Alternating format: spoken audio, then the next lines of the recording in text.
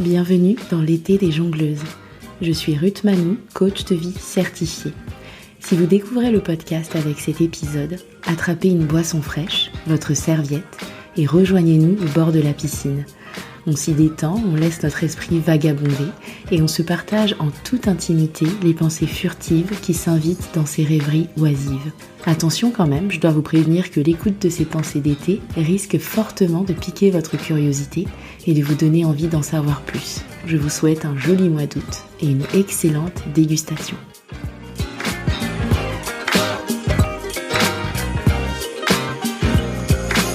Hello, hello! La pensée que je vous présente aujourd'hui a pour but de vous réconcilier plus encore avec votre vie émotionnelle et avec les fameuses émotions dites négatives. Donc me revoici avec mes histoires d'analogie, corps et émotions. Mais cette fois-ci, ne vous inquiétez pas, on reste en dehors des toilettes. J'ai envie de partager avec vous une façon de classifier les émotions qui permet de ne pas les juger. Dans l'épisode 17 sur les émotions, je vous parlais d'émotions agréables ou désagréables. Là, on classait les émotions en se basant sur le ressenti physique. Aujourd'hui, plutôt que de parler d'émotions positives ou négatives, je vous propose de parler d'émotions anaboliques ou cataboliques. Attendez, je vous dis tout. L'anabolisme et le catabolisme sont les deux composantes du métabolisme. Ce sont deux phénomènes qui se produisent dans notre corps et qui ensemble assurent sa survie et son bon fonctionnement. Le catabolisme, c'est tous les processus qui décomposent de grosses molécules pour fournir de l'énergie au corps.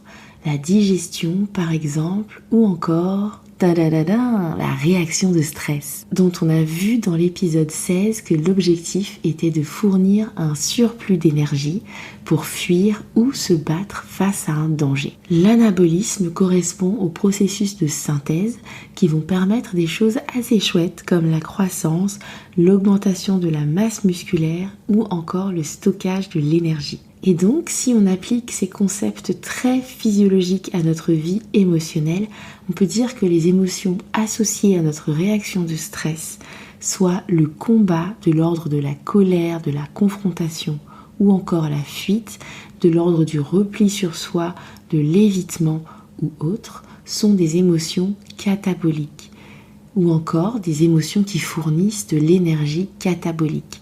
Cette énergie catabolique est naturellement associée au niveau 1 et 2 de l'échelle émotionnelle dont je vous parlais dans l'épisode 19. Et on peut dire que les émotions qui vont plutôt nous pousser à construire ou à co-construire avec les autres sont des émotions anaboliques, des émotions qui nous fournissent une énergie anabolique.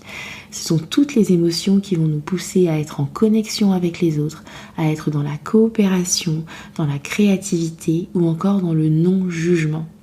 Ces émotions qui nous produisent de l'énergie anabolique sont associées au niveau 3 à 7 de notre échelle des émotions.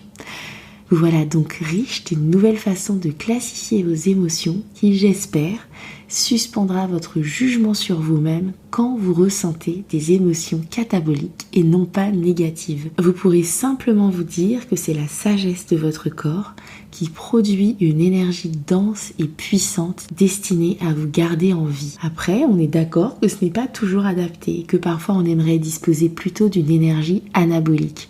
Mais ça, c'est une autre histoire et ça se travaille. La première étape pour y arriver est de justement suspendre ce jugement qui peut parfois accompagner les émotions cataboliques. Je vous dis à très vite pour la prochaine pensée à grignoter et en attendant, prenez soin de vous.